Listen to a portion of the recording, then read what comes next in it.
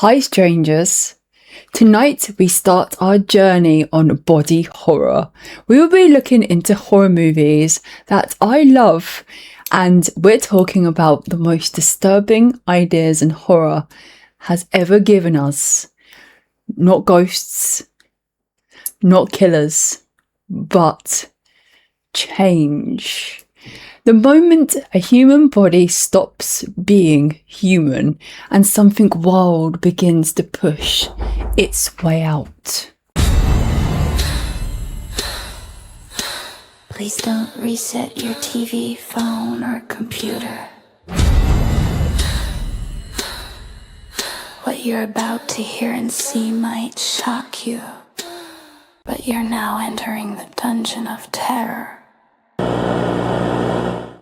Teeth lengthen, bones shift, skin tears, and the most frightening part, sometimes the person is still in there watching it happen. So in this video, we're diving into the greatest animal metamorphoses in horror history. The painful ones, the tragic ones, and the transformations. So good, they still make audiences squirm decades later. We're starting with a film that didn't just show something becoming a creature. It made us mourn every piece of man he used to be. And we're starting with the movie The Fly.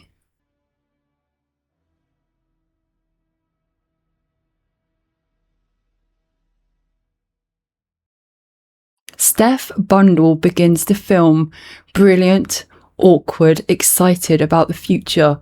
When the teleporting experiment goes wrong, the change doesn't explode outwards, it creeps.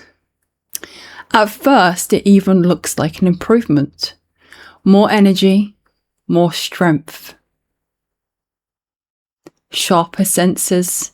He becomes better. But the audience understands something he doesn't. Evolution has started eating him. Okay, so there's a little bit of an introduction about the movie, but let's talk about more about The Fly and the movie as a whole. Released in 1986 and directed by David Cronenberg, The Fly is a masterwork of body horror. The film follows a brilliant, socially awkward scientist, Seth Brundle, played as Jeff Goldblum, who invents teleportation pods that can transport living matter from one pod to another. When journalist Jenna Davis begins documenting his experiments, a romance grows.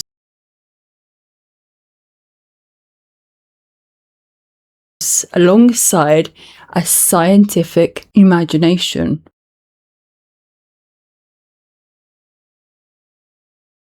But during one reckless test, a housefly slips into the machine unnoticed. The computer sends two creatures through, but then fuses them together in DNA. What follows isn't an instant monster movie, it's a slow, intimate collapse as Steph becomes change in a physically and mentally into something that's no longer human.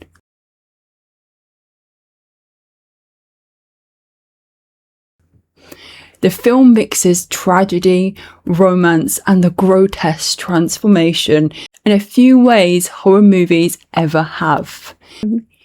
It went to win an Academy Award for Best Makeup and is still considered one of the greatest practical effect achievements in cinema. And here you will find out why. This film, even today, excites me. It is just full of so many magical movie moments.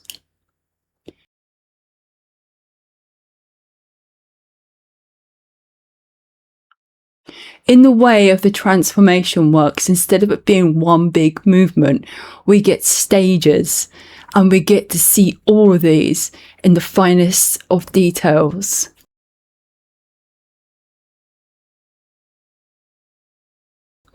Hairs fall out, skin change textures, teeth falling out, fingernails falling off.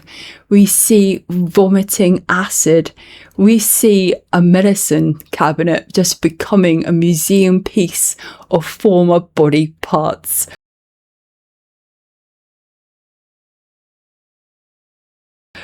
And it is so revolting, and worst of all, he is aware of everything that is happening along the way.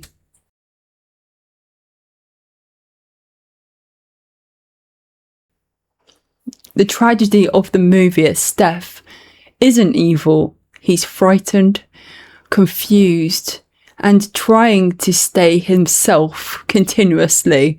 By the time he finally says, becoming Bundlefly, we know the man we met at the beginning is already almost gone. Love can't even save him. Science definitely can't reverse it, and the transformation only moves in one direction, forward. This is why the metamorphosis is legendary, because it replaces the jump scares with just pure shock.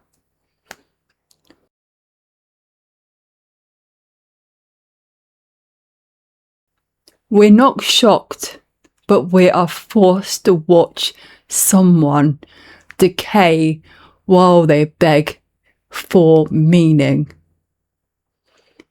So here we get into some fun things about this movie. So we are going to have a look at some of the effects and how some of these moments are made with the makeup and the cameras. Well, we had gradual makeup appliances. Jeff Goldblum, the actor who plays Seth Brundle, different layers of makeup depending on how far the change had gone on. So early on, obviously, there were small pieces, like a hair piece that was on his back, and very spiky, coarse hair, fly hairs growing out of his back, which even that on its own, you can't see any seams. It looks flawless. I'm always looking for mistakes in movies, or where you can see the seams and where things are attached with makeup, because it's something that I love personally. And in this movie, even today, I watched it and I could not see any joins, I could not see any seams, and it was just perfect.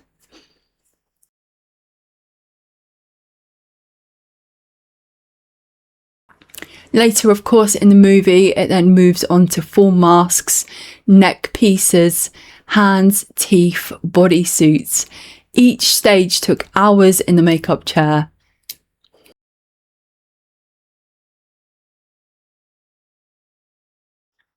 Again, all of these small changes, even the smallest of changes, you can see they are flawless. Again, I always look for flaws. I know it's my thing. But it's just incredible even how old this movie is, of how amazing these look. And it's very clear to see why people still get disturbed with this film even today. Towards the end of the movie, they did move on to robots and puppets. And that's when the transformation goes beyond what makeup could do. There is just incredible work on this. There is slime, there is skin textures, there is skin that drops off the fly's body as it just gets more and more closer to the ending of the Bundlefly. The final creature was just insanely incredible. All the machinery they had to use was just lots of people doing all the puppetry of this amazing piece of art. And it just still blows my mind today how something this amazing still isn't done in movies. And it should be done because they're just so perfect.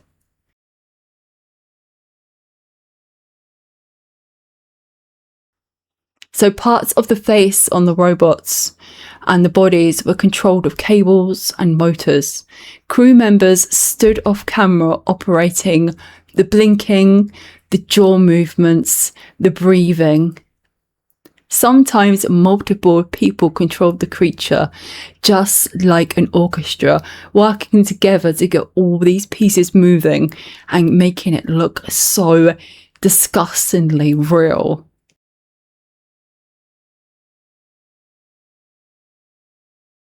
It's just so amazing to see a movie that is that old and still can make you feel so much emotion for the characters.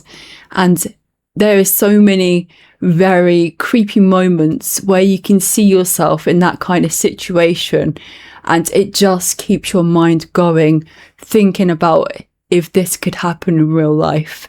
And I think that's one of the most amazing things about the older movies. You really get that sense of terror and it really looks real.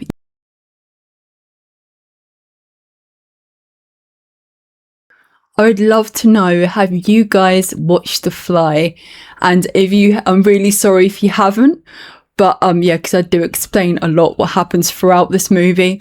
But if you are a horror fan and you do enjoy body horror or something that makes you think a lot in a very disturbing way, then I suggest that this is a big you need to go watch.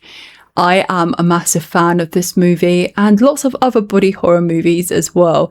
So this is the first one that I will be talking about this time. We will be moving on to more body horror as we go on with these episodes. And I hope you guys enjoy me going full in with all of the background of these, because this is just something that I love about old horror movies. The story, to me, The Fly is very original. There is not many stories like this. There's not many movies you can watch that have this kind of outlook on turning into a monster and shows you what it feels like if you had no control over it. So yes, please do check out the movie if you haven't seen it before. Definitely a go watcher. And yeah, have a really great day and I'll talk to you guys later. Really hope you enjoyed this deep dive on The Fly. Please don't reset your TV, phone, or computer. What you're about to hear and see might shock you. It might make you think or feel something chilling. You might encounter the weird, maybe strange, perhaps even nasty. But you're now entering the dungeon of terror. The place where you can't escape.